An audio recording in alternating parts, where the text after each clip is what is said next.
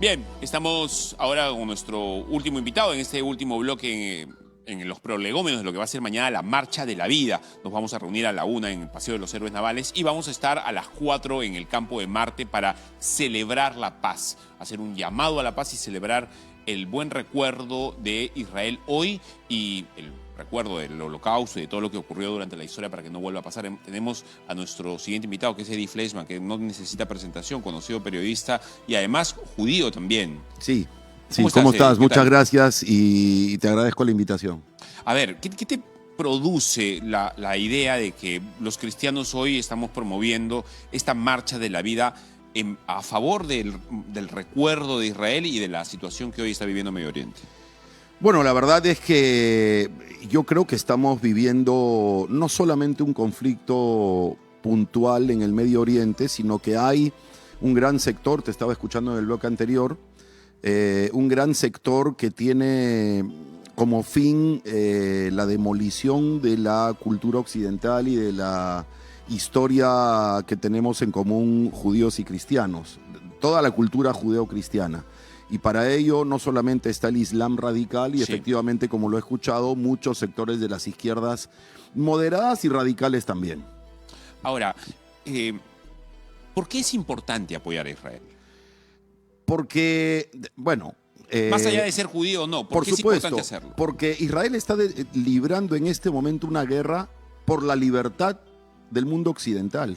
Está librando una guerra por los principios y los valores judeo-cristianos.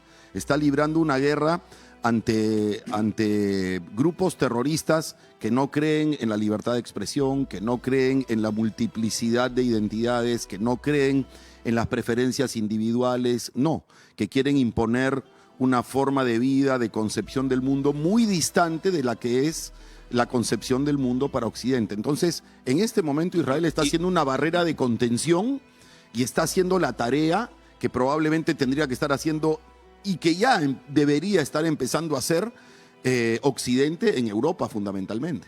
Y es una manera, de los Estados Unidos. Claro, es una manera de pensar, Eddie, que le ha hecho bien a la civilización. Te estoy hablando de la cosmovisión judío-cristiana. Bueno, yo creo que en términos generales todo el concepto de libertades, de respeto por el derecho ajeno, de la capacidad de cada uno de tomar en sus manos la rienda de su destino. De buscar su felicidad. De buscar su felicidad vienen de raíces judío-cristianas del Antiguo Testamento y luego a partir del cristianismo también en el Nuevo Testamento y en lo que significa la cristiandad en todas sus manifestaciones, porque finalmente, más allá de distintos matices que pueda tener el cristianismo, en general tenemos una raíz en común. A ver, Eddie, tú eres judío, has estado en Israel varias veces, como me comentabas, y yo lo entiendo de fuera, quizá tú me puedas dar más información. El tratamiento que Israel ha tenido con Palestina ha sido por demás, paciente y además de muchas prerrogativas hacia ellos. Esto tiene una explicación histórica. En primer lugar, la denominación Palestina, la palabra Palestina, es acuñada por los romanos, refiriendo y tomando referencia a los filisteos que muchos siglos atrás ya habían desaparecido. Sí, claro. Pero la intención de los romanos era desarraigar, desvincular al pueblo judío de su tierra, porque la palabra judío finalmente viene del reino de Judea. Entiendo. Y la palabra árabe viene de la península arábiga. Entonces había migraciones, pero esta es una historia que tiene esa raíz. El pueblo judío vuelve a Israel cuando, en primer lugar hay que decir, nunca existió un Estado palestino. Hay gente que tiene el concepto errado de que Israel captura territorios ajenos y trata de anular la existencia de un país llamado Palestino, invade un país que nunca ha existido, porque el territorio en mención ha tenido dominio asirio, dominio persa, dominio griego, dominio romano, estuvo el tiempo en las cruzadas, ha habido diferentes imperios, inclusive hasta el Imperio Otomano. Sí. Terminada la Primera Guerra Mundial, caído el Imperio Otomano, el territorio del Medio Oriente queda en algunas zonas, Líbano, Siria, como mandato francés, Israel, Jordania como mandato británico. En el año 47 se decide la partición del territorio llamado Palestina. Israel o el pueblo judío o los judíos del lugar aceptan la partición y el 14 de mayo del 48 Israel declara su independencia.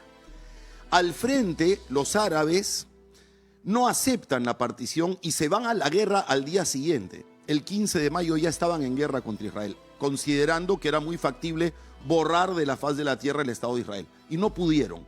Y desde entonces existe el Estado de Israel. Pero hay varias preguntas que surgen. Por ejemplo, cuando se habla de territorios ocupados, se habla de Cisjordania y de Gaza. Sí, claro.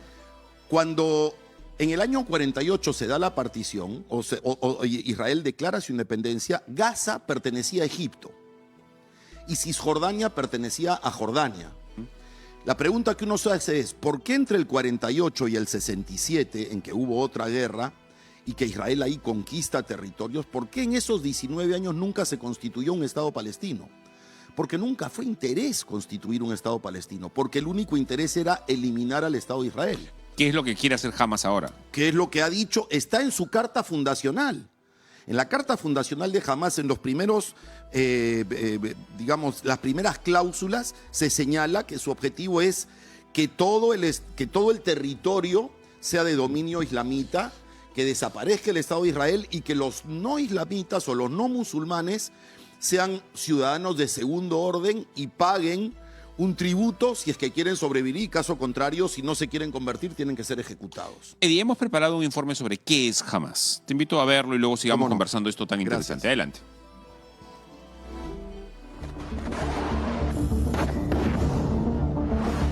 ¿De qué grupo hablamos realmente cuando escuchamos a Hamas?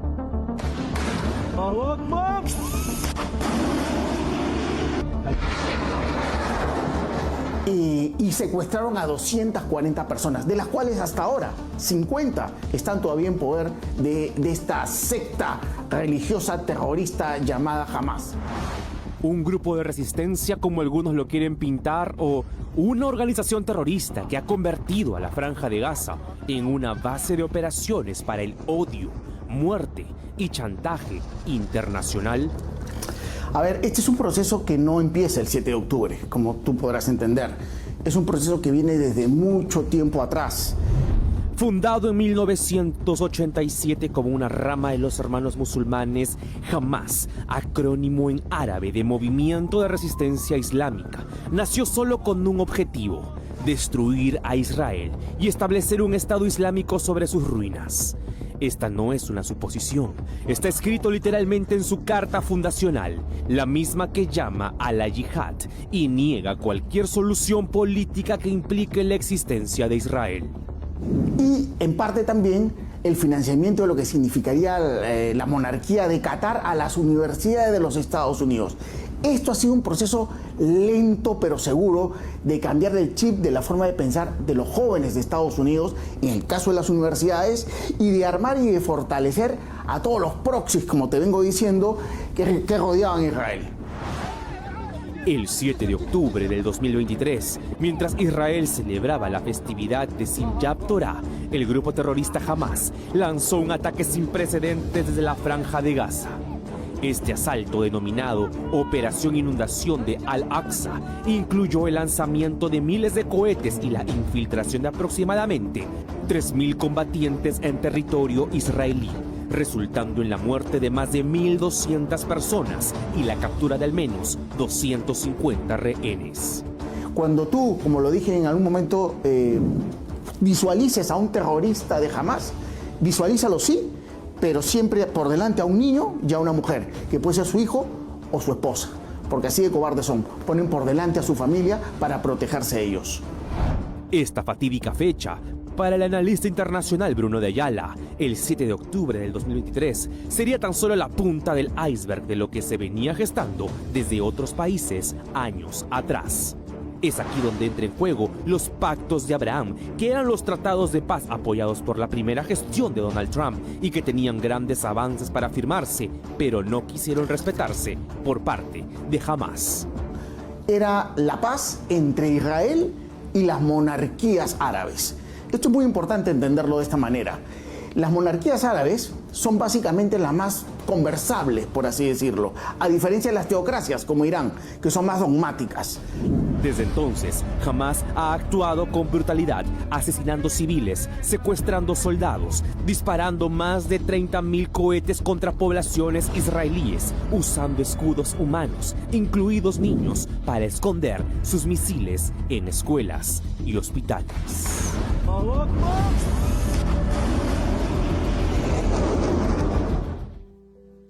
A ver, ¿cómo trata Israel a sus enemigos? Me estaba contando este episodio del líder militar de Hamás cuyo tumor cerebral fue curado en Israel. En el hospital Adasa, en Jerusalén. Uno de los líderes de Hamás fue tratado y le salvaron la vida en el hospital Adasa en Jerusalén. Ya, pero eso en el relato de la media, digamos, internacional, no existe. O sea, nadie no te lo va a decir, pero nunca. además te siguen diciendo que Gaza es un territorio ocupado. En el año 2005, Israel se retiró por completo de Gaza y retiró inclusive sus cementerios. Todos los cadáveres que había en los cementerios judíos de Gaza fueron retirados y trasladados a territorio israelí. En Gaza no quedó un solo ciudadano y un solo cadáver de un israelí o de un judío. En Gaza, Israel dejó invernaderos para exportación agrícola, dejó industrias, dejó todo para que se convirtiera en un enclave tipo Montecarlo al borde del Mediterráneo. ¿Qué sucedió en el 2005? Toman el enclave, hay elecciones, Hamás le gana las elecciones a Al-Fatah, que es el grupo que gobierna en Cisjordania, Sí. pero en el 2007 los expulsa, da un golpe de Estado y se queda Hamás instalado en el poder para convertir el enclave en un semillero de terroristas y desde ahí lanzar ataques permanentemente contra Israel. Ellos no tienen disimulo, no esconden su intención de eliminar a Israel. Bueno, igual, Yahya Sinwar fue tratado en un hospital israelí. Heridos del 7 de octubre del 23, heridos terroristas fueron tratados en hospitales de Israel. Pero ¿cuál es el razonamiento para hacerlo desde Israel? ¿Cómo se razona para hacerlo así? Que la prioridad es la vida. Que la prioridad es la vida. Que mientras haya una vida que salvar, hay que intentar salvarla. El médico peruano, a quien quiero honrar con este recuerdo, Daniel Levy, Ludmir, médico peruano que vivía en uno de los kibutzim que fueron atacados el 7 de octubre, hizo escapar a su familia y él se quedó a tratar heridos, a cuidar heridos, a tratar de salvarles la vida y fue fusilado. Ahí falleció. Un médico que tendría en este momento pues 34, 35 años.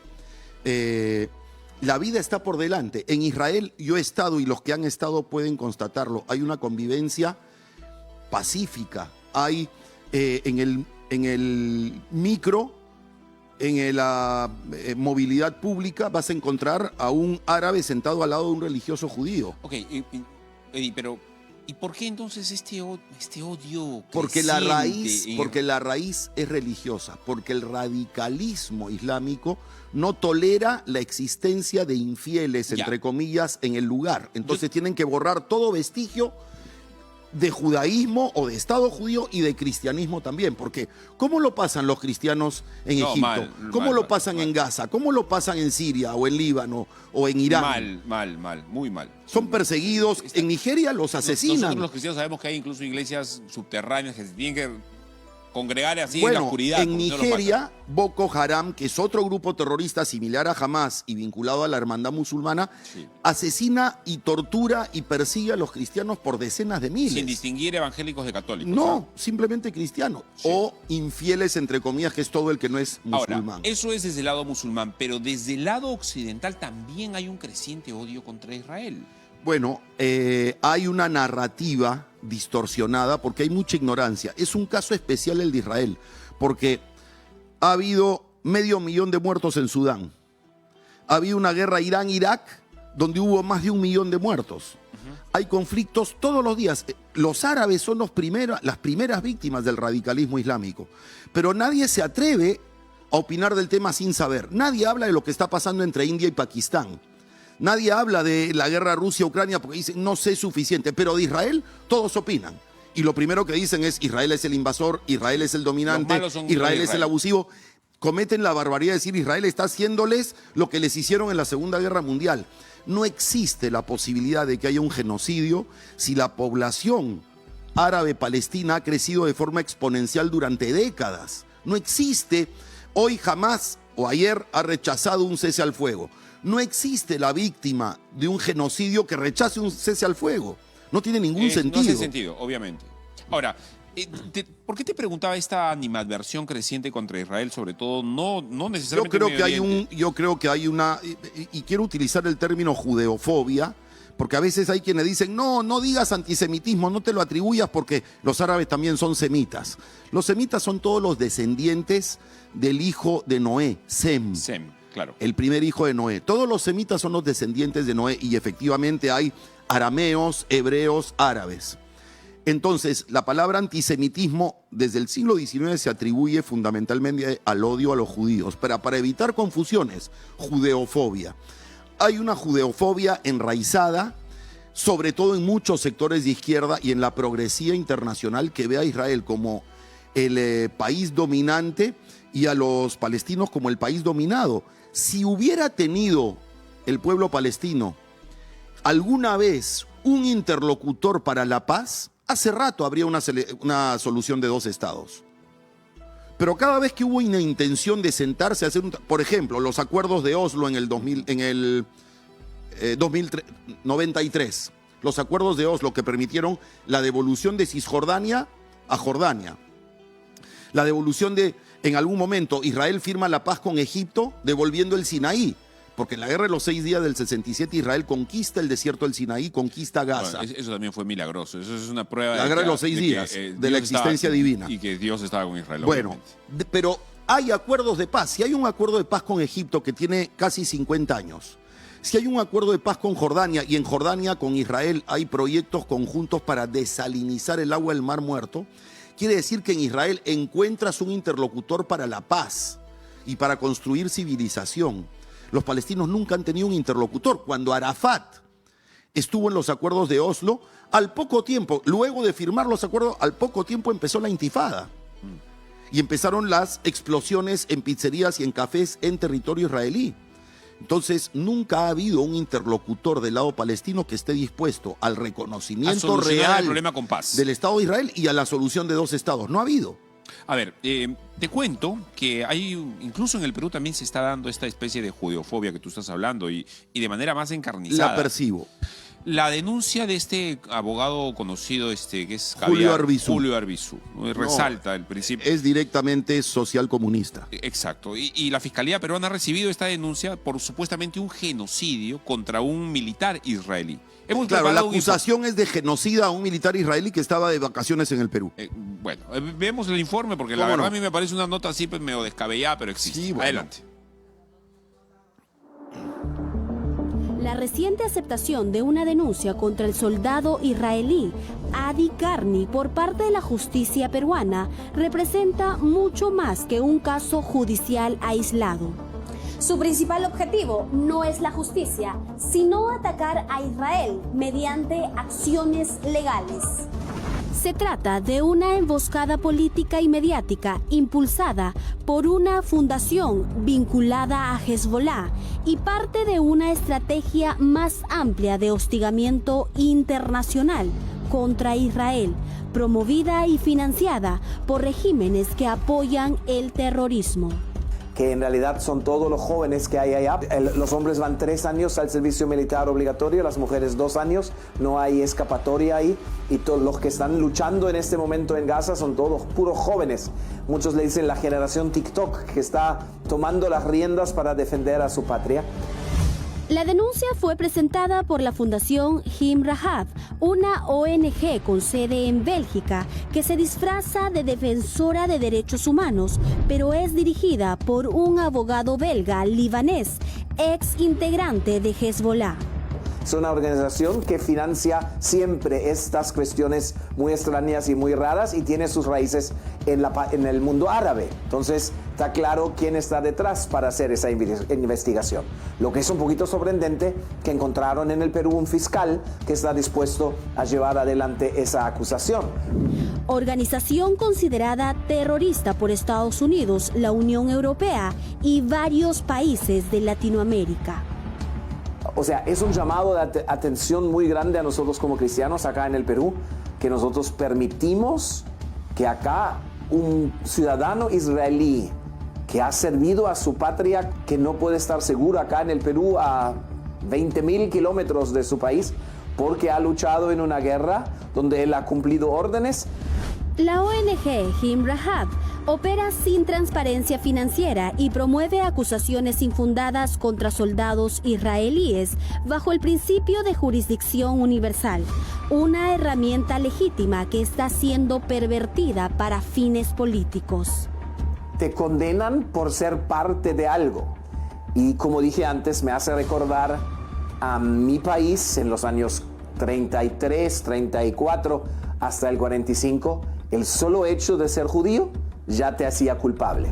La acción de Hezbollah y sus fundaciones pantalla no sería posible sin el respaldo directo o pasivo de ciertos gobiernos latinoamericanos.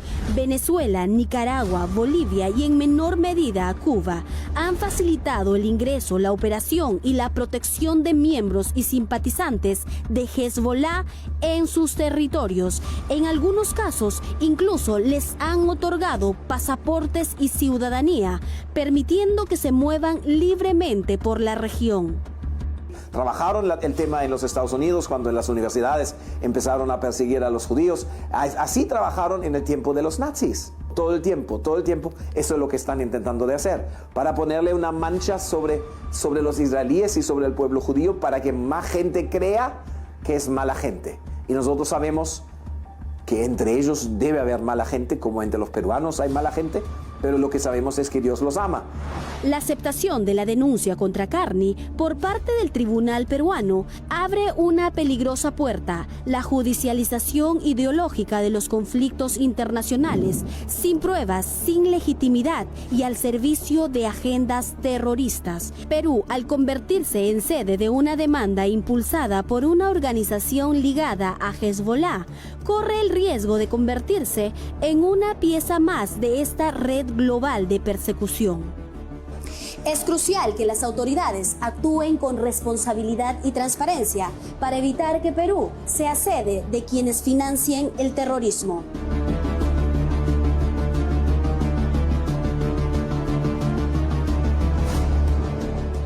A ver, es risible, ¿no? Y parece hasta absurdo que un hombre venga de vacaciones y aparezca un fanático de estos abogados progres que además pertenece a una organización, o sea, representa a una entidad musulmana que se llama Jim Rahab y le aplica esa denuncia. No, pero además es vinculada a un grupo terrorista como Hezbollah. Sí. Hezbollah es el que ha venido infiltrado en Líbano, en Siria. Son proxies, son grupos terroristas potenciados y manejados por Irán. El gran problema, creo yo, en la zona es la República Islámica de Irán. No hablemos de Irán como tal, porque Irán es la herencia de lo que fue Persia. Sí, y no son semitas, entiendo que son... Son persas. Son persas. Son como caucásicos o algo así. Es, digamos, en la zona indoeuropea. Sí. Pero de todas formas, lo que ha sucedido desde la llegada en el año 79, la revolución islámica en Irán, se convirtió en un foco de promoción del terrorismo. Hamas, Hezbollah, los hutíes en Yemen, son todos grupos terroristas financiados y armados por Irán. Ahora, ¿qué más has notado tú en el Perú en contra de Irán? ¿Has notado Mucha ignorancia. ¿Animadversión también? Sí, pero producto de la ignorancia. O sea, si tú tienes grupos y voceros políticos importantes y tienes infiltración progresista en las universidades y tienes en los centros culturales, lo primero que te van a decir es que Israel es el dominante, es el que subyuga a los palestinos, el que los somete. Esta es una guerra única. Es el único caso en el cual un ejército y un país tiene que darle suministros a su rival. Tiene que proveerle luz eléctrica, tiene que proveerle alimentos, tiene que preocuparse por su población civil. Hay una pregunta muy sencilla, para sentido común. ¿Por qué en Gaza, donde ya se ha probado que hay centenas de kilómetros de túneles construidos para guardar armamentos, debajo de hospitales, debajo de mezquitas, debajo de colegios. Exacto. ¿Por qué están las milicias de Hamás y no la población civil? En Israel, cuando tú construyes un edificio, no te dan licencia si no hay un refugio antibombas. Entonces en Israel inmediatamente suenan sirenas, toda la población civil está refugiada en refugios antibombas. En Gaza es todo lo contrario. A los refugios van las milicias y a los techos y a los edificios y expuestos están los ciudadanos. Entonces, claro, ellos generan una guerra, se infiltran entre la población civil, utilizan, como todo grupo terrorista, porque en el Perú lo vivimos con Sendero Luminoso, utilizan escudos humanos y su principal objetivo es la propaganda. Miren ustedes lo que Israel nos está haciendo, está matando a nuestros niños, está matando a nuestros hombres, mujeres, sin discriminar con objetivos militares. Y no es cierto. Israel apunta estrictamente y quirúrgicamente a objetivos militares. Pero ¿qué pasa cuando tú tienes un arsenal debajo de un hospital? ¿Qué pasa cuando tienes milicianos debajo de una escuela? O debajo... Lamentablemente... Las decisiones se tienen que tomar, obviamente. Lamentablemente, te pongo un caso muy sencillo. Imaginemos que en Tacna se instala un grupo terrorista que empieza a bombardear el norte de Chile. Y Chile, porque tiene la obligación de defender a su población, se va contra la guerra y responde a este grupo terrorista que está instalado en Tacna. ¿Quién tiene que preocuparse por su población civil? ¿Chile o el gobierno peruano? Evidentemente. El gobierno en Gaza es Hamás. Entonces, cuando al mundo entero le dan información sobre la cantidad de fallecidos, es información de Hamás. La cantidad de heridos es información de Hamás. Le van a creer a un grupo terrorista por encima de una impecable democracia, donde hay Estado de Derecho y donde el soldado que comete abusos va preso. Eddie, y hablando de democracia, a mí me sorprende cada vez que detengo a verme el Congreso o el Parlamento israelí, porque están todas las opciones. Todas las opciones árabes incluidas. Incluso los que quieren desaparecer a Israel tienen un espacio. Hay partidos políticos, perdón, para decirlo, digamos, con todas sus letras. En Israel, un árabe, un palestino, puede ser juez, puede ser médico, puede ser abogado, puede ser capitán de la selección de fútbol, como fue Nacho, que es un árabe que era capitán de la selección de fútbol de Israel. Puede ser Miss Israel, una árabe. En Gaza, yo tengo dos opciones, o ser muerto o ser rehén. O ser rehén o ser cadáver. Esas son las opciones de un judío en Gaza o en territorio palestino como Hebrón. Son las dos opciones. En Israel, un ciudadano que quiere desarrollarse profesionalmente puede hacerlo en cualquier tarea, incluido el Parlamento. ¿Y entonces de qué estado infernal y satánico estamos hablando? Porque así es como lo ponen en Porque es la pues. distorsión de la información de probablemente, en la mayoría de casos de los que opinan en redes sociales y los que salen en conferencias y los que salen a marchar, ni siquiera tienen idea de dónde queda el Medio Oriente. Cuando hablan del río hasta el mar, les preguntas qué río y qué mar y no te saben decir. Pero cuando se dice del río hasta el mar, estás diciendo desde el río Jordán hasta el mar Mediterráneo, es decir, borrar Israel del mapa. ¿Tú que estás Esa es una intención de genocidio. Entiendo. Además que estás informado y eres judío, por supuesto. ¿Cómo nos ven a los cristianos en Israel? ¿Cuál es la percepción que tienen del evangélico, de la cristiandad en general, sobre todo de nosotros que estamos permanentemente haciendo estas cosas, etcétera? Hay un respeto absoluto, hay una libertad absoluta de culto. Yo he estado en las zonas cristianas de la ciudad antigua de Jerusalén. Yo he caminado por la Vía Crucis, he estado dentro de la iglesia del Santo Sepulcro. Impecable, ordenado, nunca ha habido ningún problema. Cuando Jerusalén, hasta el año 67, estaba dividida y era territorio jordano, el Muro de los Lamentos, que es un centro de culto mundial para los judíos, un centro de peregrinación para los judíos, era un baño público. ¿Ustedes se imaginan el Santo Sepulcro como un baño público? No, es impensable. Bueno, claro. bajo el gobierno israelí no hay un lugar donde los árabes y los cristianos en el Medio Oriente estén en mayor tranquilidad, paz y seguridad que en Israel. Y no es floro, es la realidad. Yo la he visto, yo la he vivido. ¿Te parece si recordamos qué ocurrió en aquella fatídica fecha del 23 de octubre, cuando entraron Del 7 de octubre. estos trogloditas, ¿verdad? Y atacaron a más de 1.200 personas y tomaron más de 250 rehenes, etc. Hemos preparado un informe para cerrar esta edición preliminar de lo que va a ser mañana la Marcha de la Vida. Ante todo, gracias por impulsar la Marcha de la Vida. Gracias por esta invitación, porque estamos próximos. El próximo año se cumplen 60 años de Nostra Aetate, la encíclica de Juan XXIII, que exonera del deicidio a los judíos. Y recordamos también que Juan Pablo II, de alguna forma, pidió disculpas por las acusaciones de deicidio contra los judíos y nos llamó, de alguna forma, a sus hermanos mayores. En términos cronológicos, sí, porque es un tema histórico. Vaticano II nos llamó a nosotros hermanos separados, ¿no? Hubo un acercamiento, digamos. Correcto. Y Juan XXIII, con la encíclica Nostra Aetate, pone en contexto quiénes somos los judíos y cuál es la relación con el mundo cristiano, que es algo que muchísimos cristianos inclusive no saben. ¿Te parece si vemos el informe? Claro. Adelante, por favor.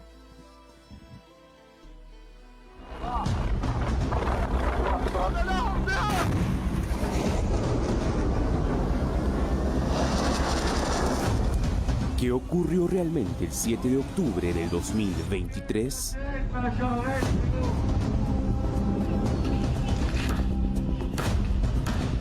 Y secuestraron a 240 personas, de las cuales hasta ahora 50 están todavía en poder de esta secta religiosa terrorista llamada Hamas.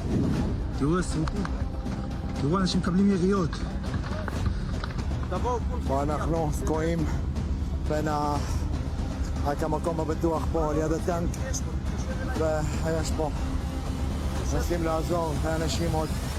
El 7 de octubre del 2023, mientras Israel celebraba la festividad del Simchat Torah, el grupo terrorista Hamas lanzó un ataque sin precedentes desde la Franja de Gaza.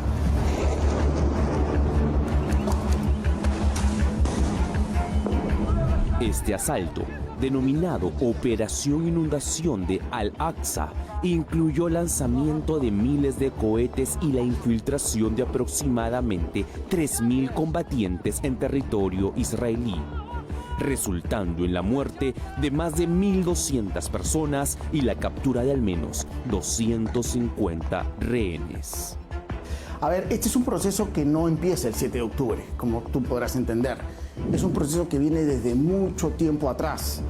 Esta fatídica fecha, para el analista internacional Bruno de Ayala, el 7 de octubre del 2023 sería tan solo la punta del iceberg de lo que se venía gestando desde otros países años atrás. Y en parte también el financiamiento de lo que significaría la monarquía de Qatar a las universidades de los Estados Unidos. Esto ha sido un proceso lento pero seguro de cambiar el chip de la forma de pensar de los jóvenes de Estados Unidos, en el caso de las universidades, y de armar y de fortalecer a todos los proxies, como te vengo diciendo, que rodeaban a Israel. Aquí entran en juego los pactos de Abraham, que eran los tratados de paz apoyados por la primera gestión de Donald Trump y que tenían grandes avances para firmarse, pero que en el Medio Oriente no quisieron respetarse. Era la paz entre Israel y las monarquías árabes. Esto es muy importante entenderlo de esta manera. Las monarquías árabes son básicamente las más conversables, por así decirlo, a diferencia de las teocracias como Irán, que son más dogmáticas. El ataque dejó una profunda herida en la sociedad israelí. Además de las víctimas mortales, cientos de personas resultaron heridas y comunidades enteras fueron traumatizadas por la violencia. Entrar a mansalva y matar a 1.400 personas, y te lo digo yo que he estado en Gaza, que he estado en la zona de frontera, y no puedo, por respeto al público, revelar las cosas que yo he visto directamente que hicieron con hombres y con mujeres. Pero para Hamas, las muertes ocasionadas por ellos no le fueron suficientes. Y secuestraron a 240 personas, de las cuales hasta ahora 50 están todavía en poder de esta secta religiosa terrorista llamada Hamas, que son tan cobardes que tienen a su propia gente como rehenes.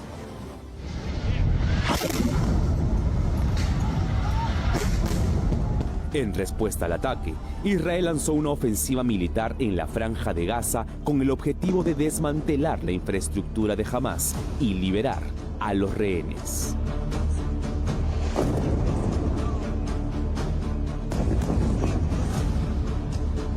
Cuando tú, como lo dije en algún momento, visualices a un terrorista de Hamás, visualízalo sí, pero siempre por delante a un niño y a una mujer, que puede ser su hijo o su esposa, porque así de cobardes son. Ponen por delante a su familia para protegerse ellos. El 7 de octubre quedará marcado en la historia como un día de dolor y pérdida para Israel, pero a la vez una puesta en escena de una nación que ha sido sostenida por el poder de Dios hasta el día de hoy.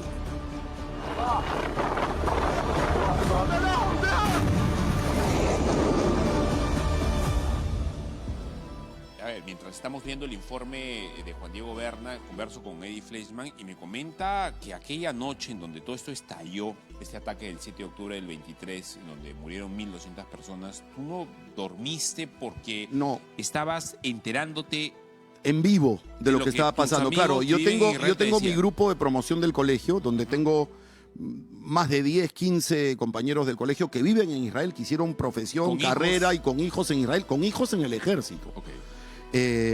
Y cuando esto empezó en la madrugada de aquel sábado, era la medianoche en Lima, yo estaba viendo el grupo de promoción donde empezaban a escribir nuestros amigos de Israel, poniendo, han entrado por el sur, están matando, han entrado, no sé por qué el ejército se demora, ya están los aviones, en fin, y empezaron a mandar imágenes que salían por televisión, del asesinato, de la entrada y de la, o sea, del fusilamiento de niños con sus padres, de abuelos con sus nietos, de mujeres que eran violadas mientras metían a un bebé al horno. Lo que hicieron con la familia Vivas, que son estos pelirrojitos, con la madre y el padre, a estos niños, Argentinos, me parece. y la madre tenía origen peruano, Sí. Maggie Snyder, me parece. Sí. Bueno, a estos bebés los estrangularon con sus manos. ¿En qué cabeza puede caber que uno estrangula a un bebé de meses de nacido? Y eso lo hicieron los militantes de Hamás.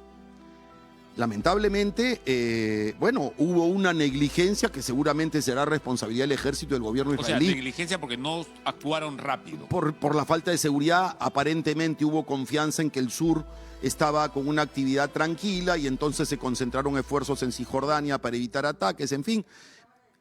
Más allá de lo que haya pasado, que no lo sé y que ya sabrá Israel cómo lo resuelve, pero 1.200 muertos fue el peor día para el mundo judío después del Holocausto. Tomaron rehenes, se sigue hablando sobre terminar la guerra y sobre por qué Israel hace lo que hace y por qué Israel quiere desaparecer a Hamás, y esta guerra pudo haber terminado muchísimo tiempo atrás. Sigue habiendo rehenes que no son devueltos. Sigue habiendo rehenes. Si Hamás decide devolver a los rehenes y bajar las armas, todo el pueblo de Gaza va a tener tranquilidad y el conflicto va a terminar. Los grandes y únicos responsables de todo lo que ha sucedido es el grupo terrorista Hamás, respaldado por Irán y financiado por Qatar. Hablemos para terminar, Eddie, de la necesidad de la paz.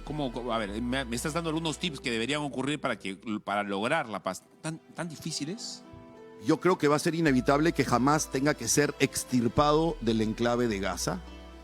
Ese grupo terrorista. Ese grupo terrorista. Que no es palestino. Jamás. Que no Jamás son los en Gaza. palestinos. ¿ok? No. Porque a veces la gente confunde No. a Hamás que lo mismo con No, palestinos. no necesariamente el pueblo palestino está con... Yo tengo amigos árabes, palestinos, que viven en Perú. Mi mejor amigo en la universidad es árabe palestino, es presidente de la Sociedad Nacional de Industrias. Con él conversé al día siguiente y le dije, cuñado, ojalá esto no pase a mayores, ojalá que no afecte nuestra... Me dijo, no te preocupes, tengo clarísimo. Sobre todo el mundo árabe cristiano tiene claro lo que son estos grupos radicales. Porque a los mismos cristianos los persiguen y los asesinan y los torturan. En este caso, Israel está en el foco de atención y para culpar a Israel, el mundo tiene tremenda facilidad de levantar el dedo acusador. Frente a otros conflictos no se interesa, no opina, pero no desde el lugar informados. en el que estén, acá, sin estar informados, quieren explicarle a Israel cómo tiene que hacer para sobrevivir. Y la verdad es que después de la Segunda Guerra Mundial, cuando se dijo nunca más el exterminio del pueblo judío, era en serio. Era en serio. Nunca más el exterminio del pueblo judío. Israel no va a pedir permiso al mundo para subsistir. Si Israel tiene que pedirle a cada país que tiene cierta influencia permiso para defenderse, va a desaparecer. ¿Cuándo va? Porque siempre me dicen, a mí en el medio, en el mundo de las comunicaciones por mucho tiempo. Sí. ¿Por qué perdemos siempre la guerra mediática?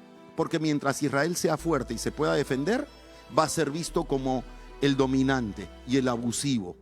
¿Cuándo los medios van a tener una palabra de consideración y de solidaridad con Israel? Si Israel desaparece. O de sensatez, ¿no? O de sensatez, si Israel desaparece. Si Israel desaparece, entonces dirán un pueblo que hizo, que descubrió, que produjo, que un país que era luz de las naciones, pero ya no está. No, eso no va a suceder. Israel no se va a ningún lado.